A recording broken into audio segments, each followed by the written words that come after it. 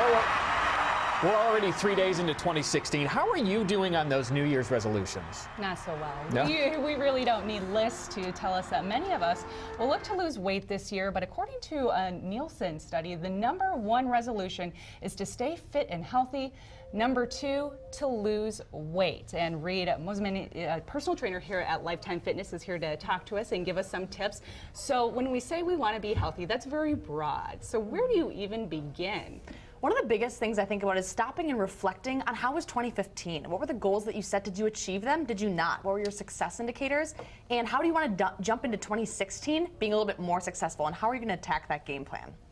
Is there a better way? There has to be, right? Is it what you eat, or is it the exercise you put in? Can you choose one or the other?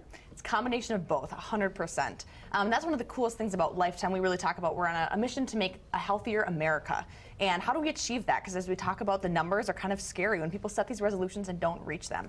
So really having support is huge. Having a trainer to talk to, having a nutritionist to give you information on how to achieve those goals, as well as having friends and family that support you and come to the club with you to get in a good workout. So that's the motivation piece of it, right? But what are some of the other things that you find kind of hold people back from reaching their goals? Definitely. So lack of time is a huge thing. We actually polled some of our Lifetime members, and about a third of our people that we talked to said that lack of time was such a struggle. Willpower is huge. Willpower to just really stick with those resolutions, as well as really, putting in the time and finding the motivation to do so. Oh gosh, I know. Going to the gym and just thinking, gosh, an hour run. Is there a way to make it easier to stick with those goals? Definitely. So making it easier is really, I think, finding things that you love to do. If you want to get into the club, it's not going to be as much of a struggle, and you're going to want to continue to work towards those commitments. So that, I think, is one of the biggest things.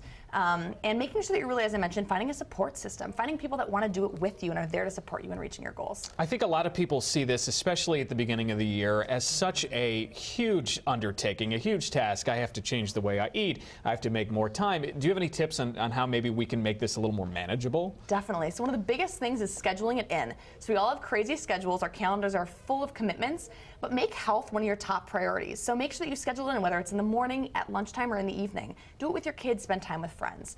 Also make sure you're making bite-sized goals. So maybe your goal for 2016 overall is to lose 50 pounds. Break that down. Maybe it's losing 4 pounds a month down to about 1 to 2 pounds a week, and make it more measurable.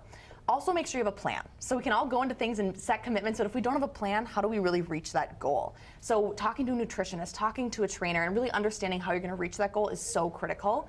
And a big thing of that too is once you have that plan, make sure you're measuring your success. So track it, write it down, and keep yourself accountable. You know, when we're talking about diet changes, which is a big thing in the new year, is there 1 or 2 easy things people can change immediately that's not so daunting as cut out carbs, eat more meat? Definitely. Anything like that. Drink more water. One of the biggest things that we oftentimes find is people actually confuse their hunger they confuse their thirst for hunger. So they think they're hungry, they're really just dehydrated. And that does so much for your skin, for your health, your vitality, your brain, as well as your weight. So drinking more water is a huge, huge, huge thing.